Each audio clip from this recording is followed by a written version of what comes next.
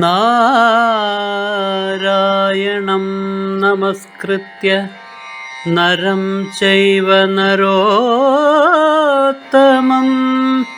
ദേവീം സരസ്വതീം വ്യാസം തതോ ജയമുദീരയേ. അർത്ഥശാസ്ത്രമിദം പുണ്യം ധർമ്മശാസ്ത്രമിദം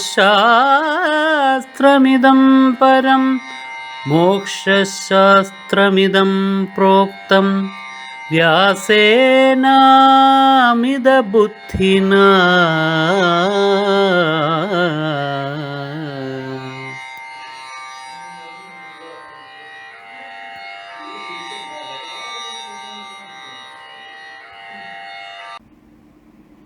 എല്ലാവർക്കും എൻ്റെ വിനീതമായ നമസ്കാരം. ഭഗവാൻ വേദവ്യാസൻ്റെ ശ്രീമദ് ഭഗവത്ഗീത എന്ന മഹാഭാരതത്തിൻ്റെ ഉള്ളിലുള്ളതായ വേദാന്ത തത്വപ്രധാനമായിരിക്കുന്ന ഭാഗം, അതാണ് നമ്മുടെ പഠനത്തിൻ്റെ വിഷയം. ഒപ്പം മഹാഭാരതവും. അങ്ങനെ നാം അത് രണ്ടും ഒരുമിച്ച് പഠിക്കുന്ന അവസരത്തിൽ ഗീതയുടെ 16-ാം അധ്യായം ദൈവാസുര സമ്പദ് വിഭാഗ യോഗത്തിലേക്ക് കടന്നു വന്നു. മനുഷ്യ സ്വഭാവത്തെ അടുത്തറിയാൻ, മനുഷ്യ മനസ്സിൻ്റെ പ്രവർത്തനങ്ങൾ അടുത്തറിയാൻ, സ്വന്തം മനസ്സിനെ തന്നെ അപഗ്രഥിച്ചറിയാൻ ഓരോരുത്തർക്കും അവസരമൊരുക്കുന്ന ഗീതയിലെ ഭാഗമാണ് 16-ാം അധ്യായം ദൈവാസുര സമ്പദ് വിഭാഗ യോഗം. ഈ പ്രപഞ്ചത്തിൽ സൃഷ്ടി രണ്ട് പ്രകാരത്തിലാണ്: ദൈവീ സമ്പത്ത് ഉള്ളതായ സൃഷ്ടിയും ആസുരീ സമ്പത്ത് ഉള്ളതായ സൃഷ്ടിയും. ഇതെല്ലാം പല അളവിൽ കടന്നിരിക്കുന്നു, കലർന്നിരിക്കുന്നു. അങ്ങനെയുള്ളതായ പ്രപഞ്ച സൃഷ്ടിയുടെ ജീവരാശികളുടെ സവിശേഷതകൾ നമുക്ക് ഈ ദൈവാസുര സമ്പദ് വിഭാഗ യോഗത്തിൽ വളരെ സൂക്ഷ്മമായിട്ട് മനസ്സിലാകും. അത് നമുക്ക് വിവിധ കഥാപാത്രങ്ങളിലൂടെ, വിവിധ കഥാസന്ദർഭങ്ങളിലൂടെ ശ്രീമദ് മഹാഭാരതത്തിൽ നിന്നും മനസ്സിലാകും. അങ്ങനെ ദൈവീ സമ്പത്ത് നാം വിശകലനം ചെയ്യുകയായിരുന്നു. ദൈവീ സമ്പത്തിൻ്റെ പ്രത്യേകതകൾ: അഭയം, സത്വസംശുദ്ധി, ജ്ഞാനയോഗ വ്യവസ്ഥിതി, ദാനം, ദമശ്ച യജ്ഞശ്ച, സ്വാധ്യായ, തപ ആർജവം എന്നിങ്ങനെ ഭഗവാൻ വേദവ്യാസൻ ഗീതയിൽ വിശദമായിട്ട് നമുക്ക് പറഞ്ഞു തന്നിട്ടുണ്ട്. അതിൽ സ്വാധ്യായം എന്നുള്ളതാണ് നമ്മുടെ ഇപ്പോഴത്തെ ചർച്ചാ വിഷയം. ബാക്കിയുള്ളതെല്ലാം നമ്മൾ നേരത്തെ പഠിച്ചു കഴിഞ്ഞു. സ്വാധ്യായം, വേദപഠനം, സർവവും, എല്ലാ ജ്ഞാനശാഖകളും വേദത്തിൽപ്പെടുന്നു. ഇനി ഉണ്ടാകാൻ പോകുന്ന ജ്ഞാനശാഖകളും ജ്ഞാനമണ്ഡലങ്ങളും ഒക്കെ വേദത്തിൽപ്പെടുന്നു. പരമമായ അറിവ്, അതാണ് വേദം. ആ വേദം എങ്ങനെ പഠിക്കണം, അറിവ് എങ്ങനെ നേടണം എന്നത് നമുക്ക് മനസ്സിലാക്കി തരാനുള്ള അനേകം സന്ദർഭങ്ങൾ ഈ മഹാഭാരതത്തിനകത്തുണ്ട്. അതിലേറ്റവും സാത്വികമായ ബുദ്ധിയോടുകൂടിയ ആത്മാന്വേഷണം നടത്തുന്ന ഒരു വ്യക്തിയുടെ ചരിതം, അതാണ് നമ്മൾ നോക്കിക്കൊണ്ടിരുന്നത്. എല്ലാറ്റിനുമുള്ള ഉദാഹരണങ്ങൾ ഇതിനകത്ത് ഉണ്ടെങ്കിലും ഈ പ്രകാരത്തിൽ ബ്രഹ്മജ്ഞാനത്തിൻ്റെ പടിവാതിക്കൽ വന്നു നിൽക്കുന്ന ഒരു വ്യക്തിത്വത്തിൻ്റെ ചരിതം, അതാണ് നമ്മുടെ ചർച്ചയുടെ വിഷയം. വ്യാസഭഗവാന്റെ പുത്രനായ ശുകബ്രഹ്മർഷിയുടെ അധ്യയനമാണ്, സ്വാധ്യായമാണ് നാം ഇവിടെ ഈ കഥയിലൂടെ നമുക്കെല്ലാം മാതൃകയായിട്ട്, ലോകത്തിൽ ആർക്കും മാതൃകയായിട്ട് നാം പരിചയിച്ചു കൊണ്ടിരിക്കുന്നത്. ശുകബ്രഹ്മർഷി വേദാദികളെല്ലാം പഠിച്ചു, ശാസ്ത്രങ്ങൾ പഠിച്ചു.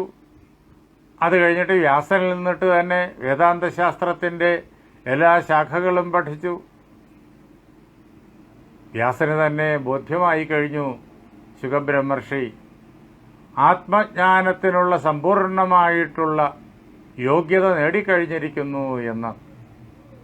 അതിനാൽ ആത്മജ്ഞാനത്തിൽ കൂടുതൽ അവഗാഹം നേടുന്നതിന് വേണ്ടിയിട്ട് മിഥിലാപുരിയിലെ മഹാരാജാവായിരിക്കുന്ന എനിക്കും പൂജനീയനായിരിക്കുന്ന ജനകന്റെ അടുത്തേക്ക് ചെല്ലണം എന്ന് പുത്രനോട് നിർദ്ദേശിച്ചു. എങ്ങനെ ചെല്ലണം, എങ്ങനെ അദ്ദേഹത്തെ സമീപിക്കണം, എങ്ങനെ പഠിക്കണം ഒക്കെ വ്യാസഭഗവാൻ കേൾപ്പിച്ചു. അതെല്ലാം നാം അറിഞ്ഞു കഴിഞ്ഞു. അതെല്ലാം അതേപോലെ തന്നെ ശുകബ്രഹ്മർഷി നിർവഹിച്ചു. അവിടെ ആ കൊട്ടാരത്തിൽ ശുകബ്രഹ്മർഷിയുടെ മുന്നിൽ എത്തിച്ചേർന്ന പരീക്ഷണങ്ങൾ അതൊന്നും ശുകബ്രഹ്മർഷിക്ക് പരീക്ഷണമായിരുന്നില്ല. അതെല്ലാം വിജയിച്ച് വിദ്യാർത്ഥിയുടെ സമ്പൂർണമായ യോഗ്യത ശുകബ്രഹ്മർഷിയിലുണ്ട് എന്ന് ആർക്കും ബോധ്യമാകുന്ന പ്രകാരത്തിൽ ഉള്ള അവസ്ഥയിൽ അദ്ദേഹം അവിടെ തൻ്റെ ഗുരുനാഥനെ പ്രതീക്ഷിച്ചിരിക്കുമ്പോൾ ഗുരുനാഥൻ മഹാരാജാവായിരിക്കുന്ന ജനകൻ തൻ്റെ മന്ത്രിമാരോടൊപ്പം അതേപോലെ തൻ്റെ ഗുരുവിനോടൊപ്പം കുലഗുരുവിനോടൊപ്പം പിന്നെ ആ അന്തഃപുരത്തിലുള്ള എല്ലാ വ്യക്തികളോടുമൊപ്പം സ്ത്രീകളോടൊപ്പം പുരുഷന്മാരോടൊപ്പം അദ്ദേഹം ശുകബ്രഹ്മർഷിയെ ആചാരപ്രകാരം ശാസ്ത്രപ്രകാരം പൂജിക്കാൻ വേണ്ടുന്ന എല്ലാം എടുത്തുകൊണ്ട് ബ്രഹ്മർഷിയുടെ മുന്നിൽ എത്തിച്ചേർന്നു. സർവവും അദ്ദേഹത്തിൻ്റെ പാദങ്ങളിൽ സമർപ്പിച്ചു. താൻ കൊണ്ടുവന്നതായ ആ സിംഹാസനത്തിൽ അദ്ദേഹത്തെ ശുകബ്രഹ്മർഷി ഇരുത്തി. അത് കഴിഞ്ഞിട്ട് അദ്ദേഹത്തിൻ്റെ പാദം കഴുകി. അത് കഴിഞ്ഞിട്ട് അർഘ്യം സമർപ്പിച്ചു. ഇതെല്ലാം കഴിഞ്ഞിട്ട് അദ്ദേഹത്തെ ശാസ്ത്രവിധിപ്രകാരം പൂജിക്കുകയും ചെയ്തു. ഒരു വിദ്യാർത്ഥിയെ എങ്ങനെ സ്വീകരിക്കണം എന്നതിൻ്റെ നല്ലൊരു മാതൃക നമുക്ക് അവിടെ കാണുവാനായി സാധിക്കും. എന്നിട്ട് യഥായോഗ്യം നിവേദിക്കേണ്ടതായിട്ടുള്ളതെല്ലാം സമർപ്പിച്ചു കഴിഞ്ഞു. അതിനുശേഷം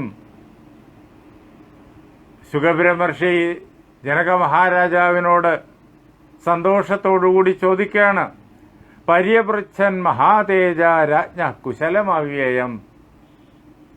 ആ മഹാരാജാവിൻ്റെ കുശലം വളരെയേറെ സന്തോഷത്തോടു കൂടിയിട്ട് ശുകബ്രഹ്മർഷി ചോദിച്ചു. തൻ്റെ മുന്നിൽ സമർപ്പിച്ചതായ ആ പൂജാദ്രവ്യങ്ങളെല്ലാം കൈക്കൊണ്ടതായിട്ട് ഗുരുനാഥനോട് പറഞ്ഞുകൊണ്ട് ആ മഹാരാജാവിനോട് പറഞ്ഞുകൊണ്ട് അദ്ദേഹത്തിൻ്റെ കുശലം ചോദിച്ചു. ആദ്യമായിട്ട് കാണുന്നയാളാണ്. എപ്പോഴും രണ്ട് വ്യക്തികൾ തമ്മിൽ കാണുമ്പോഴേക്കും അന്യോന്യം കുശലം ചോദിക്കണം, സൗഖ്യത്തെക്കുറിച്ച് ചോദിക്കണം. അങ്ങനെ മഹാരാജാവിനോട് അദ്ദേഹത്തിൻ്റെ സൗഖ്യത്തെക്കുറിച്ച് ചോദിച്ചു. അനാമയം ച രാജേന്ദ്ര ശുക സാനുചരസ്യ. ഇത് മാത്രമല്ല, ശുകൻ മഹാരാജാവിൻ്റെ അനാമയവും ചോദിച്ചു. അദ്ദേഹത്തിൻ്റെ ആരോഗ്യം, അങ്ങനെ ശാരീരികമായ സൗഖ്യം അതെല്ലാം ആരാഞ്ഞു. അദ്ദേഹത്തോടൊപ്പം വന്നിരിക്കുന്ന അദ്ദേഹത്തിൻ്റെ ഉപാധ്യായനുണ്ട്, അതേപോലെ മന്ത്രിമാരുണ്ട്, സ്ത്രീജനങ്ങളുണ്ട്, അന്തഃപുരത്തിലുള്ളവർ, അതേപോലെ ഉദ്യോഗസ്ഥന്മാരുണ്ട്. അവരുടെ എല്ലാം അനാമയം ചോദിച്ചു. ഒരൊറ്റ ആളിനെ പോലും ശുകബ്രഹ്മർഷി നിസ്സാരം എന്നുള്ള മട്ടിൽ വിട്ടുകളഞ്ഞില്ല. എല്ലാവരെയും ആദരിക്കുകയാണ് അദ്ദേഹം. ഒരു ശിഷ്യൻ തൻ്റെ ഗുരുവിനെയും ആ ഗുരുവിനോടൊപ്പം എത്തിച്ചേരുന്ന ഗുരുവിൻ്റെ സേവകരായിട്ടുള്ള വ്യക്തികളെയും എങ്ങനെ ആദരിക്കണം എന്ന് ഇവിടെ ശുകബ്രഹ്മർഷിയുടെ ആ പെരുമാറ്റത്തിൽ നിന്ന് തന്നെ നമുക്ക് സ്പഷ്ടമായി മനസ്സിലാകും. എന്നിട്ട് ആ അവസരത്തിൽ മഹാരാജാവ് ശുകബ്രഹ്മർഷിയോട് ചോദിച്ചു.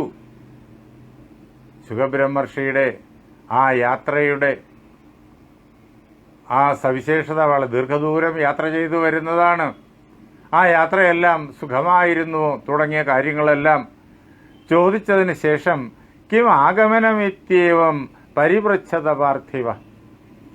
രാജാവ് ശുകബ്രഹ്മർഷിയോട് ചോദിച്ചു, അല്ലയോ ഋഷേ, അങ്ങ് ഇത്ര ദൂരം യാത്ര ചെയ്തിട്ട് ഇവിടെ വന്നു ചേരാനുള്ള കാരണം എന്താണ്? കാരണമില്ലാതെ കണ്ട് ഇത്ര വലിയൊരു ക്ലേശം ആരും ഒരിക്കലും സ്വമേധയായി ഏറ്റെടുക്കില്ലല്ലോ. ശുകബ്രഹ്മർഷിക്ക് താൻ പുറപ്പെട്ടിരിക്കുന്ന കാര്യത്തിൻ്റെ ഗൗരവം പൂർണ്ണമായും ഹൃദയത്തിൽ ഉറച്ചതുകൊണ്ട് അതൊന്നും ക്ലേശമായിരുന്നില്ല. എങ്കിലും അതിനെക്കുറിച്ചെല്ലാം ചോദിച്ചു. എന്നിട്ട് അദ്ദേഹം ചോദിച്ചു, കിം ആഗമനം, അങ്ങ് വന്നത് എന്തുകൊണ്ടാണ്, എന്തിനു വേണ്ടിയിട്ടാണ് വന്നത് എന്നിങ്ങനെ മഹാരാജാവ് വളരെ ഭക്തിയോടുകൂടിയിട്ട് ചോദിക്കുമ്പോൾ ശുകബ്രഹ്മർഷി പറഞ്ഞു, പിത്രാഹമുക്തോ ഭദ്രം തേ മോക്ഷധർമാർത്ഥകോവിദ. എൻ്റെ പിതാവ് വ്യാസൻ, അദ്ദേഹം അങ്ങയെക്കുറിച്ച് എന്നോട് പറഞ്ഞു, അങ്ങ് മോക്ഷധർമ്മത്തെ നന്നായി അറിയുന്ന ആളാണ്. അത് അങ്ങ് പൂർണ്ണമായിട്ടും സ്വാധീനമാക്കിയിട്ടുണ്ട്. അങ്ങ് ബ്രഹ്മനിഷ്ഠനാണ്. ഞാൻ ബ്രഹ്മം തന്നെയാണെന്നുള്ള അനുഭവത്തിൽ വിളങ്ങുന്നയാളാണ് എന്ന് എൻ്റെ പിതാവ് എന്നോട് പറഞ്ഞു. ശങ്കരാചാര്യസ്വാമികൾ അദ്ദേഹത്തിൻ്റെ വിവേക ചൂടാമണിയിൽ ഗുരുവിൻ്റെയും ശിഷ്യൻ്റെയും എല്ലാം ലക്ഷണം വളരെ വിശദമായിട്ട് പറയുന്നുണ്ട്. അവിടെ അദ്ദേഹം പറയും ഗുരുവിൻ്റെ ലക്ഷണത്തെക്കുറിച്ച്. ഗുരു എപ്പോഴും ബ്രഹ്മനിഷ്ഠനായിരിക്കണം. ബ്രഹ്മത്തെ അനുഭവിച്ചറിഞ്ഞ ആ ബ്രഹ്മത്തിൽ തന്നെ എപ്പോഴും സ്ഥിതി ചെയ്യുന്നയാളായിരിക്കണം. ഈ പ്രപഞ്ചത്തിലാണ് അദ്ദേഹം, നമ്മുടെ കൺമുന്നിൽ സഞ്ചരിക്കുകയാണ്. താൻ ചെയ്യേണ്ടതായ കർത്തവ്യങ്ങളെല്ലാം ചെയ്യുകയാണ്. അതിൻ്റെ നടുവിലും അഹം ബ്രഹ്മാസ്മി എന്നുള്ള അചഞ്ചലമായ അനുഭൂതിയിൽ സ്ഥിരമായി നിൽക്കുന്നയാളാകണം ഗുരു. ശ്രോത്രിയനും ബ്രഹ്മനിഷ്ഠനുമായിരിക്കണം ഗുരു. ബ്രഹ്മനിഷ്ഠൻ പിന്നെ ശ്രോത്രിയൻ അതുമാകണം. വേദവേദാന്താദികൾ പഠിപ്പിക്കണമെങ്കിൽ ആദ്യം വേണ്ടത് ബ്രഹ്മനിഷ്ഠയാണ്. അതല്ലാത്തയാളിന് ബ്രഹ്മത്തെക്കുറിച്ച് എങ്ങനെയാണ് പഠിപ്പിക്കാനാവുക? ബ്രഹ്മം എന്തെന്ന് അനുഭവിച്ചറിഞ്ഞ ആളിനല്ലേ അത് പഠിപ്പിക്കാൻ പറ്റൂ. അപ്പോൾ ബ്രഹ്മനിഷ്ഠനാകണം ഗുരു. പക്ഷെ അതുകൊണ്ട് പോരാ, അദ്ദേഹം ശ്രോത്രിയൻ കൂടിയായിരിക്കണം. പരമാത്മാവ് എന്നത് നമ്മുടെ വാക്കുകൾക്ക് വിധേയമല്ല, നമ്മുടെ ബുദ്ധിക്ക് വിധേയമല്ല, നമ്മുടെ മനസ്സിന് വിധേയമല്ല. അങ്ങനെയുള്ള ആ പരമാത്മാവിനെ, ബ്രഹ്മത്തെയാണ് ശിഷ്യന് പഠിപ്പിച്ചു കൊടുക്കേണ്ടത്. അത് പഠിപ്പിച്ചു കൊടുക്കാൻ വേണ്ടിയിട്ട് ഒരു അധ്യയന സമ്പ്രദായം, അധ്യാപന സമ്പ്രദായം നമ്മുടെ നാട്ടിൽ ആയിരത്താണ്ടുകളായി, ശരിക്കും പറഞ്ഞാൽ ലക്ഷക്കണക്കിന് വർഷങ്ങളായി നിലനിൽപ്പുണ്ട്. വൈദിക ഋഷിമാരാണ് ആ സമ്പ്രദായത്തിന് തുടക്കം കുറിച്ചത്. ആ സമ്പ്രദായത്തിൽ ഗുരുമുഖത്ത് നിന്ന് പഠിച്ചയാളിനെയാണ് ശ്രോത്രിയൻ എന്ന് പറയുക. ആ ആളിന് മാത്രമേ അതേ പ്രകാരത്തിൽ ശിഷ്യന്റെ സംശയങ്ങളെല്ലാം ദൂരീകരിച്ചിട്ട് ശിഷ്യൻ എവിടെയാണോ നിൽക്കുന്നത് അവിടെ നിന്ന് കൈകൊടുത്ത് ആ പരമാത്മ അനുഭൂതി തലത്തിലേക്ക് ശിഷ്യനെ നയിക്കാനാവും. അതുകൊണ്ട് ബ്രഹ്മനിഷ്ഠനായിരുന്നാൽ മാത്രം പോരാ, ശ്രോത്രിയൻ കൂടിയായിരിക്കണം. ശ്രോത്രിയനല്ലെങ്കിലോ ബ്രഹ്മനിഷ്ഠൻ അനുഭൂതിപൂർണനാണ്, സംശയം വേണ്ട. പക്ഷേ അദ്ദേഹത്തിന് ശിഷ്യന്റെ ബുദ്ധിമുട്ടുകൾ മനസ്സിലാക്കി, ശിഷ്യന്റെ അറിവിൻ്റെ ഇപ്പോഴത്തെ അവസ്ഥ മനസ്സിലാക്കി, ശിഷ്യന്റെ സംശയങ്ങൾ മനസ്സിലാക്കി അതിനെ ദൂരീകരിച്ച് മുന്നോട്ട് നയിക്കാൻ ഉള്ള വിദ്യ വശമില്ല. എന്തുകൊണ്ടെന്നാൽ ആ സമ്പ്രദായം പഠിച്ചിട്ടില്ല. അപ്പോൾ അതിന് ശ്രോത്രിയൻ കൂടിയാകണം. എങ്കിലേ ബ്രഹ്മനിഷ്ഠനെ കൊണ്ട് ഒരു പ്രയോജനം ശിഷ്യന്മാർക്കുണ്ടാവുള്ളൂ. അങ്ങനെ ശ്രോത്രിയനും ബ്രഹ്മനിഷ്ഠനുമായിട്ടുള്ള ഗുരുവാണ് ഈ ജനകമഹാരാജാവ് എന്ന് എൻ്റെ പിതാവ് എന്നോട് വ്യക്തമായും പറഞ്ഞിരിക്കുന്നു.